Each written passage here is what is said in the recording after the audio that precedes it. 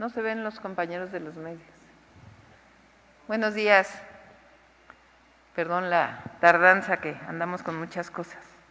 Está con nosotros, como todos los viernes, Oliva López Arellano, nuestra secretaria de Salud, y Eduardo Clark, y también Anayeli González, que es nutrióloga de Servicios de Salud.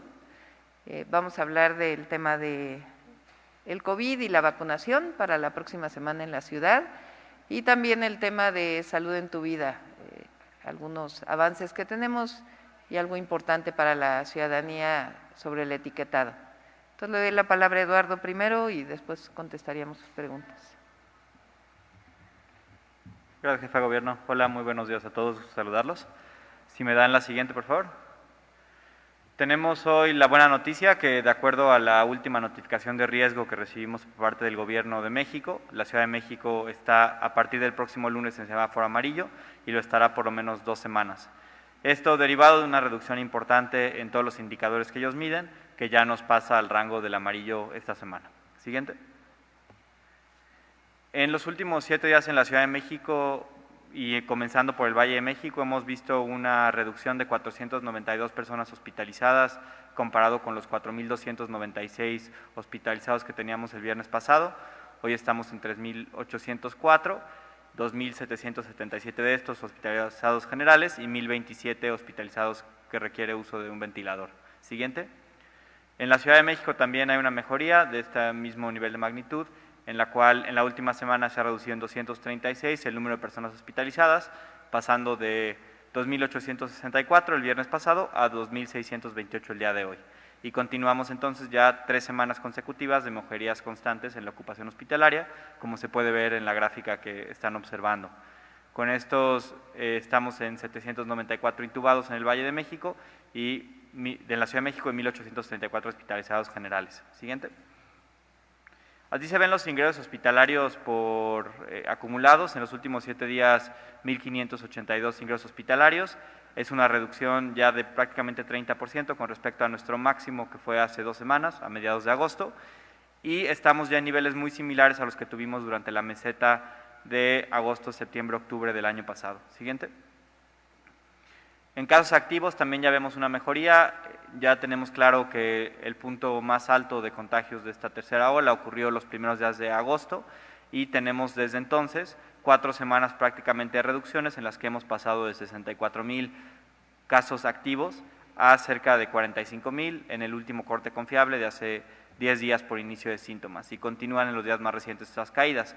Donde se ve más claro es en la siguiente gráfica, si me ayudan con ella, en la cual podemos ver el número de positivos identificados diario en macroquioscos, centros de salud y centros comerciales, que se ha reducido prácticamente a la mitad, comparado con nuestro pico los primeros días de agosto, en el cual llegamos a identificar en promedio diario 2.900 positivos, hoy estamos identificando en promedio diario 1.450, es decir, una reducción cercana al 50% en el número de positivos que estamos identificando. Siguiente. Y también estamos en números bastante más bajos de positividad que nuestro máximo, que fue de 19%, estamos hablando del 14% ahora. No ha bajado mucho en los últimos días, pero la razón por la que no vemos una mejoría tiene que ver con que estamos viendo afortunadamente menos personas buscando hacerse la prueba con sintomatología compatible con COVID, es decir, menos personas sospechosas acudiendo a centros de salud, macroquioscos y centros comerciales. Siguiente. Siguiente. Aquí, si quieren, le paso la palabra a la doctora Oliva para que les platique rápidamente del reporte de salud en tu vida esta semana. Sobre salud en tu vida, que es este programa que estamos impulsando para transformar la dinámica y que las personas tomen la salud en sus manos, tenemos 28.494 pacientes atendidos en los módulos de salud para el bienestar y tenemos también 20,000 de total de detecciones, con 71% del total de pacientes atendidos y, como ustedes pueden ver, predomina sobrepeso con 28.62%, estamos también identificando obesidad con 22% y también diabetes con 11% y con menor cantidad de personas detectadas con hipertensión arterial, 8.3%. Esto acumulado de las 3 semanas que ya tiene el programa funcionando y las identificaciones en los módulos de salud para el bienestar. La siguiente. Y daríamos paso a lo del etiquetado frontal de alimentos y bebidas, que es una alerta para mejorar nuestra toma de decisiones frente a alimentos procesados. Le damos la palabra a Anayeli González para que nos explique rápidamente. Bien, en vista de que el etiquetado nos ayuda a identificar ciertos nutrimentos críticos en los productos envasados, como son alimentos o bebidas, es importante saber que los nutrimentos son sustancias que se encuentran en nuestros alimentos y estos, en la cantidad adecuada, ayudan al cuerpo a cumplir con sus funciones. Es así que encontraremos en este etiquetado estos octágonos negros en los empaques, ya sea en bebidas o en alimentos, y encontraremos si estos tienen un exceso de energía, azúcares, grasas saturadas, grasas trans o exceso de sodio. También podremos encontrar leyendas precautorias sobre el consumo de edulcorantes y cafeína para proteger la salud de las niñas y los niños. Siguiente.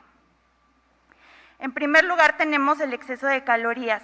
Cada uno de nosotros tiene un requerimiento específico de calorías que va en función de nuestra edad, sexo, estatura, peso y también nuestra actividad física. Si nosotros llegamos a consumir un exceso de calorías, podemos tener una acumulación de energía que se puede traducir en un aumento en la grasa corporal y con ello sobrepeso, obesidad y mayor riesgo de desarrollar diabetes e hipertensión. Por ello debemos evitar el consumo de productos que tengan este sello, ya que seguramente nos aportarán más calorías de las que requerimos en el día. Siguiente. Exceso de azúcares. Los azúcares son importantes como fuente de energía, sin embargo debemos preferirlos a través de alimentos naturales. El consumo excesivo de azúcares se puede relacionar con caries dentales, sobrepeso, obesidad y diabetes tipo 2. Cuando un producto contenga este sello, significará que el alimento o la bebida tuvieron azúcares añadidos durante su procesamiento. Exceso de grasas saturadas. Las grasas saturadas usualmente las encontramos en alimentos de origen animal como las carnes y en alimentos fritos. El consumo excesivo de grasas saturadas se relaciona con un mayor riesgo de padecer enfermedades del corazón. Por ello debemos evitar la ingesta de alimentos que contengan este sello, ya que seguramente nos proporcionarán mayor cantidad de colesterol. Siguiente. Grasas trans. Este es el tipo de grasa que menos debemos consumir en la dieta. El consumo de las grasas trans eleva los niveles de colesterol malo, LDL, y reduce el colesterol bueno, HDL. Por ello debemos evitar la ingesta de productos que tengan este sello.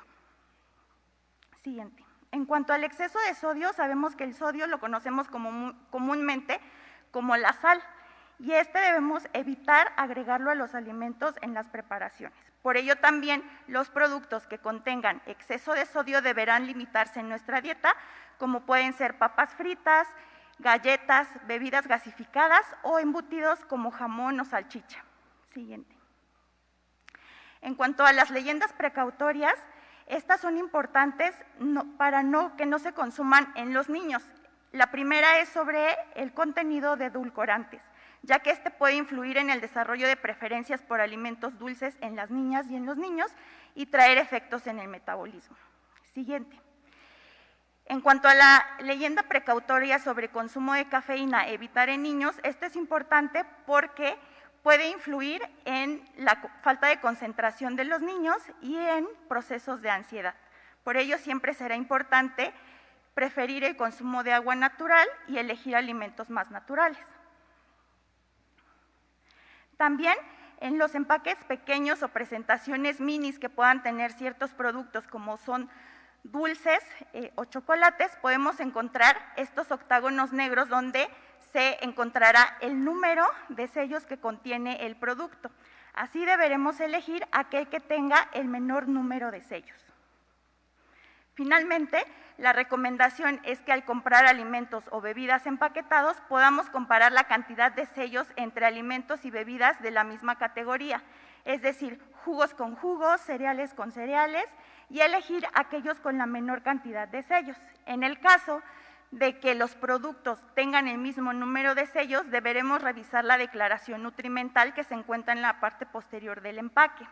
Aquí encontraremos la cantidad de energía, como las calorías, las grasas saturadas, grasas trans, azúcares añadidos y sodio, y elegiremos aquel que tenga la menor cantidad de estos nutrimentos críticos.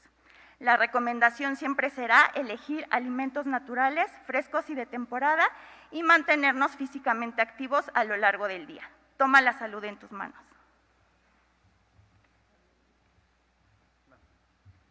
Muchas gracias. También, derivado de las mejoras que hemos visto en todos los indicadores que seguimos de la pandemia en las últimas 3 a 4 semanas, así como del avance muy importante que tenemos en la vacunación, estamos haciendo hoy una serie de anuncios también sobre el programa Reactivar sin arriesgar, en el proceso de reactivación económica de nuestra ciudad. Siguiente. En este sentido, hay que enfatizar las reglas que continúan siendo importantes que sigamos día con día en la ciudad, empezando por el uso del cubrebocas en interiores y exteriores, cuando estemos en particular en contacto con personas con las que no cohabitamos, es particularmente importante. Hay que procurar mantener la sana distancia, abrir puertas y ventanas para ventilar bien los espacios, realizar la mayor cantidad posible de actividades al aire libre y lavar nuestras manos con agua y con jabón de manera constante. Siguiente. A partir de este lunes, que entra en vigor el semáforo amarillo en la Ciudad de México, los establecimientos mercantiles o actividades cuyo giro principal sea la venta de bebidas alcohólicas y salones de fiesta, estos son giros como bares, cantinas, antros, discotecas u homólogos, podrán operar con un aforo máximo de 50% conforme al horario permitido en su aviso o permiso de funcionamiento, o bien conforme al horario habitual. El resto de actividades económicas de la ciudad podrá, a partir de este lunes, operar con el aforo, horario y disposiciones aplicables a su aviso o permiso de funcionamiento vigente. Y enfatizamos, continúa para los giros que aplica el programa Ciudad al Aire Libre. Estos anuncios son posibles derivado de las mejorías que hemos visto en las últimas semanas en términos de contagios y hospitalizaciones, así como el avance de la vacunación en la Ciudad de México, donde el 90% de los adultos de nuestra ciudad ya cuenta con una dosis y el 50% con esquema completo. Siguiente. También correcto. El resto de las actividades a las que mencionamos, y para ser más explícitos, involucra todos los giros adicionales que no son los primeros mencionados de antros, bares y salones de fiestas, es decir, restaurantes, oficinas, establecimientos mercantiles, todos ellos pueden operar ya de acuerdo a los permisos establecidos en su permiso de funcionamiento habitual, sin restricciones más allá de las que tengan de acuerdo a su giro, como las tenían previo a la pandemia. Pero ya no tenemos restricciones de aforos, horarios, como las que implementamos a partir del inicio del confinamiento en marzo del año pasado. Siguiente.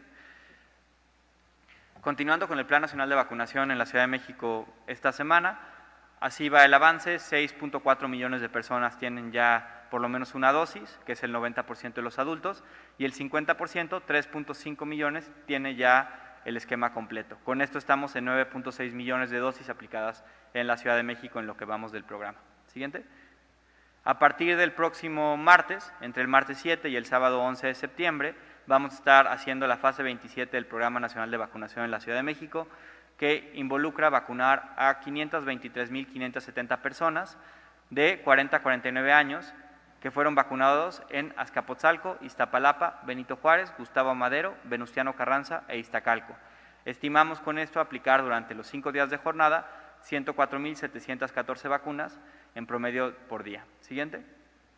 Así se ve el cumplimiento que tenemos de la cobertura por alcaldía y grupo de edad proyectado al fin de esta fase 27. Como pueden ver, los grupos de 60 y más años, 50-59, 40-49, ya contarán al 100% con su esquema completo, las personas que han acudido a su cita original. Tenemos ya con esquema de primera dosis a la totalidad de las alcaldías de 30 a 39 y tenemos 11 de las 16 alcaldías con por lo menos una dosis, 2 de las cuales, Iztacalco y Tlalpan, ya cuentan con su esquema completo. Siguiente. De esta manera, para el 11 de septiembre lo que tendremos es al 58% de los adultos de la ciudad con esquema completo de acuerdo a esta programación. Siguiente. Esta población se vacunó con la vacuna AstraZeneca hace entre 8 y 11 semanas. Vamos a estar vacunándolos entre el martes 7 y el sábado 11 de septiembre Y importante recordar que deberán esperar por lo menos 14 días después de la segunda dosis para contar con la máxima protección de la vacuna. Siguiente. El calendario de vacunación es el siguiente. Estaremos empezando el día martes con las letras A, B y C, hasta el sábado 11 con las letras S a la Z, como lo hemos hecho cada semana. Cada persona que recibió su primera dosis tendrá asignada una unidad vacunadora, un día y una hora de cita de vacunación. Las personas de estas alcaldías vacunadas con primera dosis van a recibir a partir de mañana un mensaje de texto al número que registraron en la unidad vacunadora con su nombre, el día, la sede. Recordemos, como siempre, es importante respetar el horario de vacunación, nos permite darles la atención más ágil posible y si pierden su cita, no se preocupen, pueden acudir el sábado, que es el día de atención a rezagos. También pueden consultar su cita de vacunación en la página vacunación.cdmx.gov.mx o llamando a Locatel. Siguiente. Estas son las sedes que estarán operando a partir del martes 7 al sábado 11 de septiembre para segunda dosis de 40 a 49 años, en Azcapotzalco, la Arena Ciudad de México, para la alcaldía de Iztacalco y Venustiano Carranza, el Palacio de los Deportes, que será una unidad de vacunación muy grande con los 2 pabellones habilitados, en Benito Juárez, el Centro Médico Siglo XXI, en Gustavo Madero, el Centro Cultural Jaime Torres Bodet del Instituto Politécnico Nacional y la Escuela Nacional Preparatoria número 9, y en Iztapalapa, la Facultad de Estudios Superiores FES Zaragoza de la UNAM, el Centro de Estudios Politécnicos, el Centro de Estudios Científicos y Tecnológicos número 7 del Poli, la Boca 7, la Unidad Habitacional Militar del Vergel y Telecomunicaciones de México, Telecom. Siguiente. También un anuncio para las personas que recibieron la vacuna Sinovac el día 29 de julio en Campo Marte o en Arena Ciudad de México. Estaremos a partir del día lunes, más bien solo el día lunes, aplicándoles esta dosis que recibieron en la Arena Ciudad de México. Fueron cerca de 5,000 personas que estamos esperando recibir. Les pedimos acudir entre las 8 de la mañana y las 3:30 horas de la tarde para recibir segunda dosis de la vacuna Sinovac. También, si cualquiera de ustedes o un conocido perdió su cita de segunda dosis de Sinovac, puede acudir este mismo día. Los únicos requisitos son llevar el expediente de vacunación que pueden descargar en Mi Vacuna y llevar el comprobante de vacunación que les dieron en la primera dosis. Siguiente. También cualquier persona que no haya podido acudir a su cita de segunda dosis de AstraZeneca, que ha sido vacunada antes del 26 de julio, los invitamos a acudir a cualquiera de las unidades vacunadoras que estarán operando entre el martes y el sábado 11. Esto solo para personas que ya pasó su cita original de vacuna de AstraZeneca, es decir, que recibieron la vacuna antes del 26 de junio del presente año. A ellos los esperamos en estas unidades de vacunación, pero es importante recalcar, solo segunda dosis de rezagados. Los requisitos son ser residentes de la ciudad, llevar el expediente de vacunación que pueden descargar en mivacuna.salud.gov.mx y el comprobante de vacunación que les dieron en la primera dosis. Siguiente. Finalmente, les dejamos también las tablas de los tiempos posibles para las alcaldías de 30 a 39 años, en las que pueden ver que estamos todavía en tiempos de todas las vacunas, no hay ninguna que esté pronta a concluir, las más, todavía todas tienen por lo menos 4 semanas en las cuales podemos aplicarlas y esperamos acelerarlo de manera importante conforme van llegando cargamentos a nuestro país. Particularmente estamos a la espera de confirmación final de la vacuna Sputnik, que esperamos aplicar, como adelantó la jefa de gobierno, en las próximas semanas. Siguiente. Y mismo caso para 18 a 29. En el caso de 18 a 29 es importante recordar que 4 alcaldías, Benito Juárez, Gustavo Madero, Miguel Hidalgo y Tláhuac, el último día se vacunaron con AstraZeneca, entonces hay que saber en qué grupo nos vacunamos y qué vacuna para saber cuál es nuestro intervalo óptimo. Y sería esto de mi parte de la presentación. Le pasaría la palabra a la jefa de gobierno. Muchas gracias.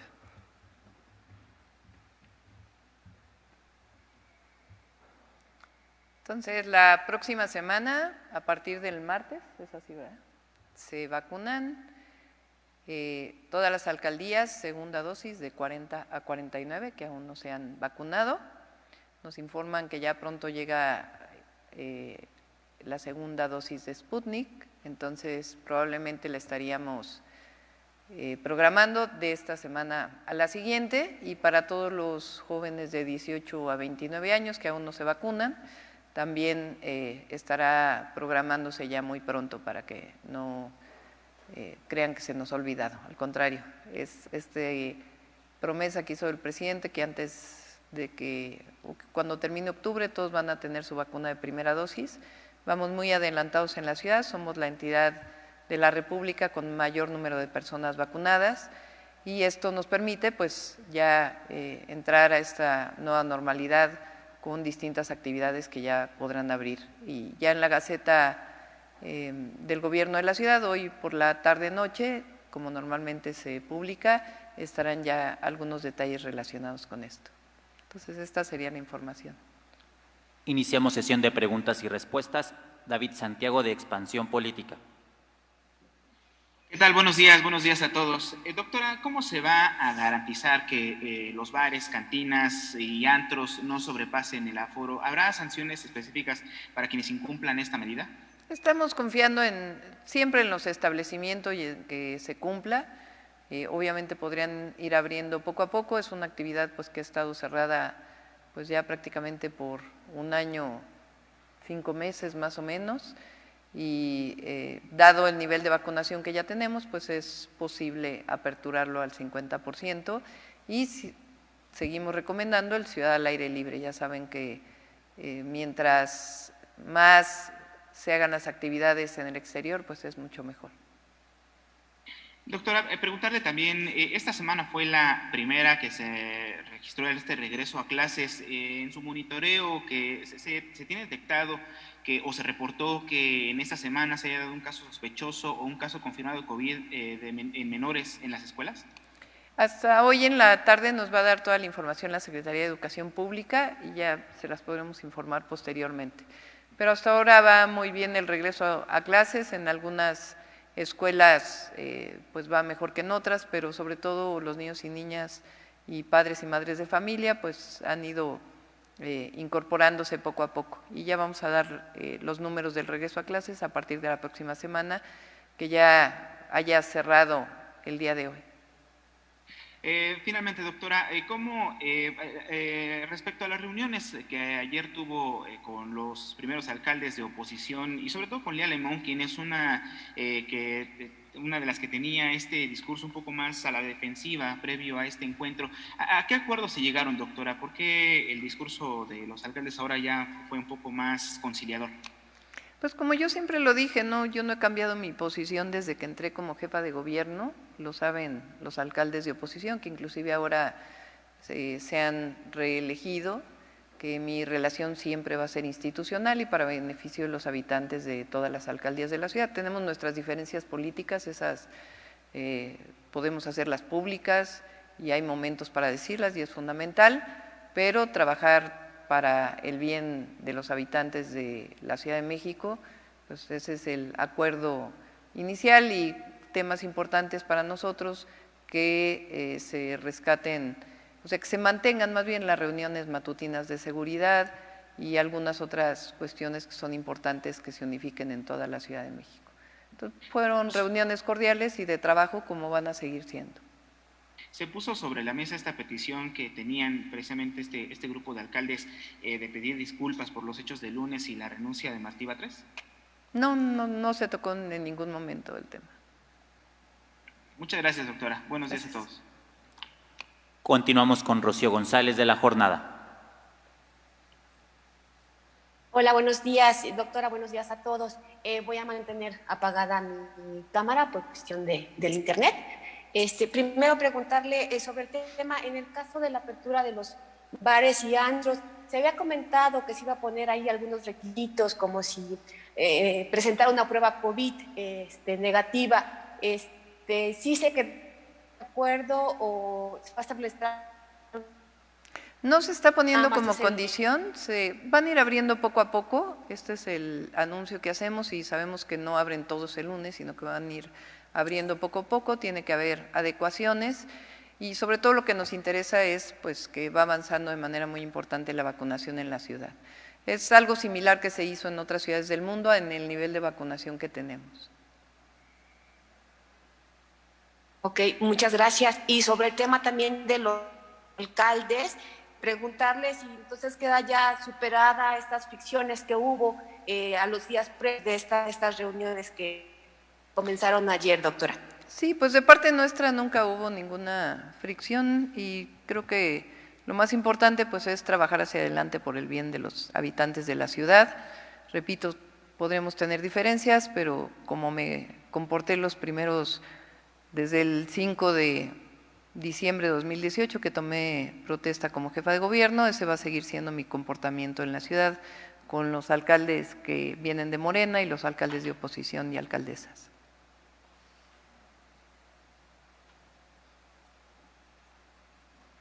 Gracias, doctora. Y en otro tema, por último, preguntarle su opinión respecto a la alianza que ayer se anuncia de pues, algunos senadores panistas con este partido Vox. Bueno, pues ahora sí que fuera máscaras, la derecha de la derecha de la derecha, pero más allá inclusive de el nombre de derecha, pues el tema aquí es que su posición es antidemocrática, fascista, clasista, racista, pues es lo que han venido demostrando. Solo hay que recordar lo que el partido Vox celebró el día de la caída de México Tenochtitlan, diciendo que gracias a la invasión española, pues México había salido de la barbarie. Entonces, esa es su posición y pues lo que es interesante es que hay pues un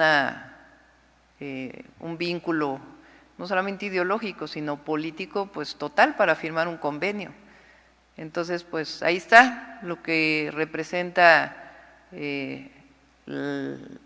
como posición política el racismo, el clasismo, una ideología en donde prevalece, pues sobre todo una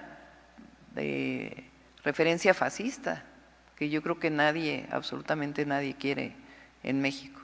Y ahí está la diferencia, es decir, critican de autoritarismo cuando miren nada más lo que muestran que son.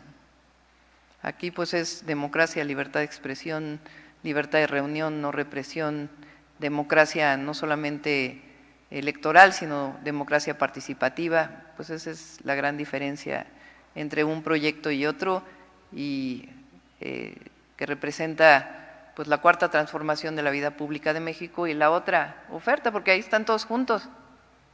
O bueno, esta alianza que hicieron ahora, pues hay que ver si sigue siendo una alianza también que representa este convenio que firman con este partido Vox español.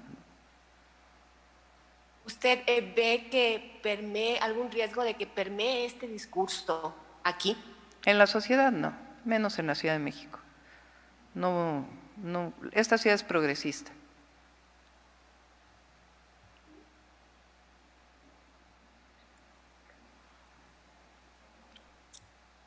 Rocío. Muchas gracias, es todo por mi parte. Gracias, Rocío. Última pregunta, Eduardo Hernández del Universal. Hola, doctora. Primero, preguntarle sobre, ¿habrá horarios en bares y los salones?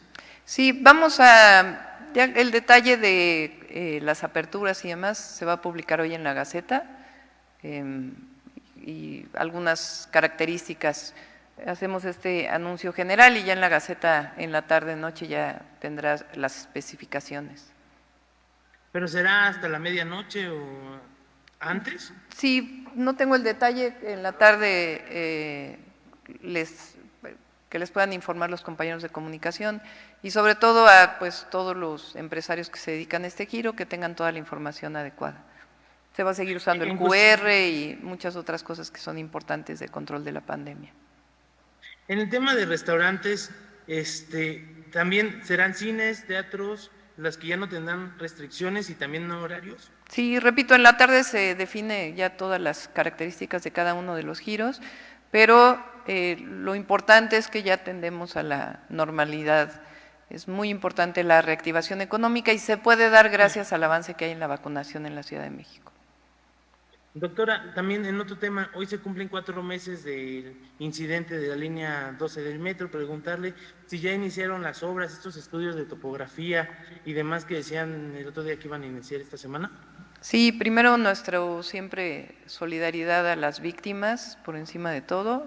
He pedido a Armando, el comisionado de víctimas, que les pueda informar también los avances adicionales que ha habido en todos los apoyos, que siempre vamos a estar cerca y nunca vamos a dejar a nadie desamparado.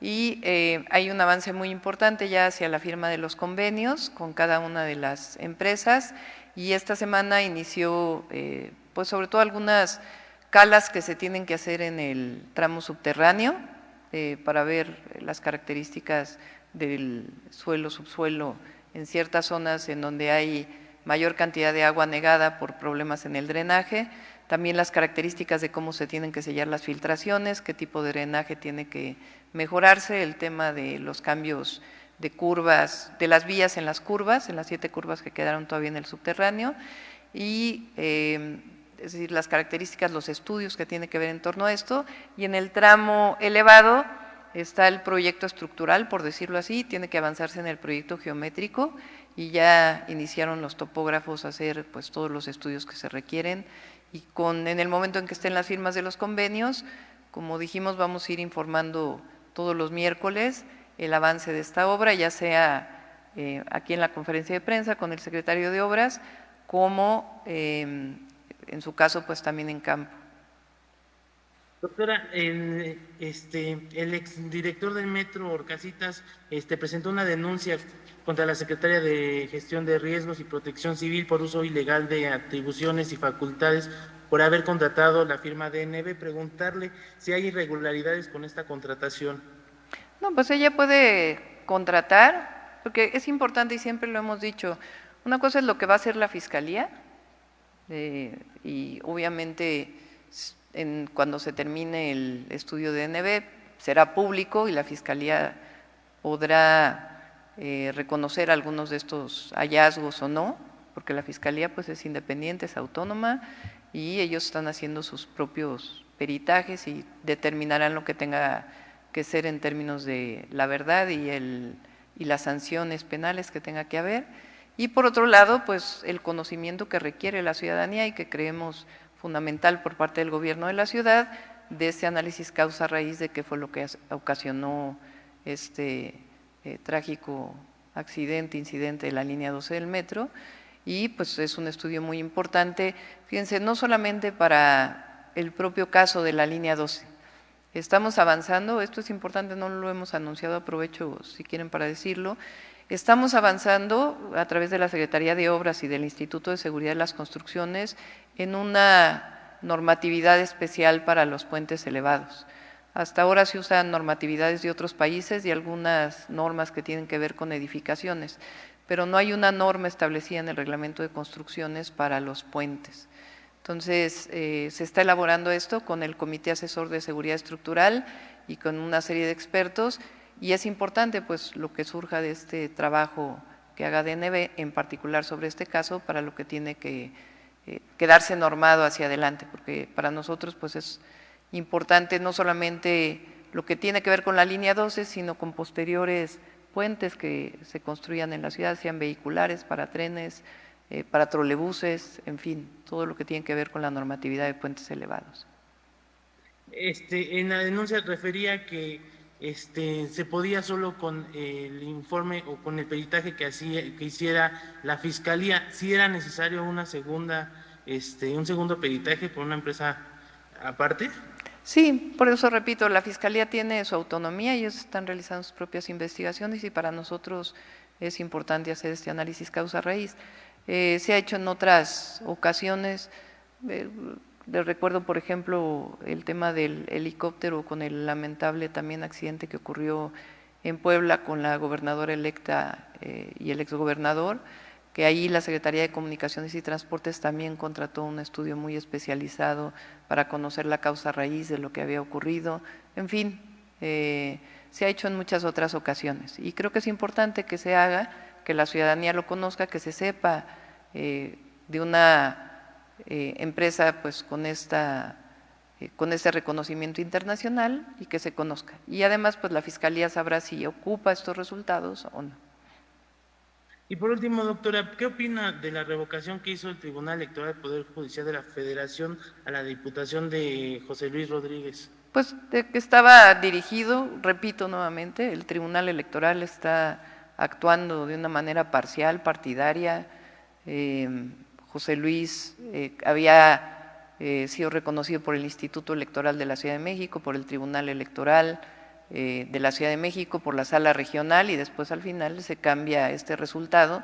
Entonces iba dirigido al partido Morena, tratando de quitar a José Luis, que es un excelentísimo compañero, que que ha desempeñado una excelente función como diputado del Congreso de la Ciudad de México y que ya se había reconocido y que inclusive había sido votado por unanimidad como el coordinador parlamentario de Morena.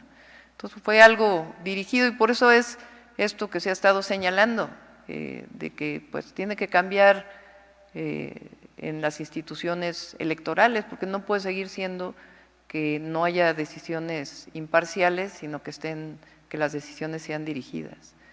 Entonces, esa es mi opinión y pues todo nuestro reconocimiento a José Luis Rodríguez por ser un excelente compañero y un gran diputado. Muchísimas gracias, doctora. Todos buen día. Concluimos con la conferencia. Muchas gracias. Gracias.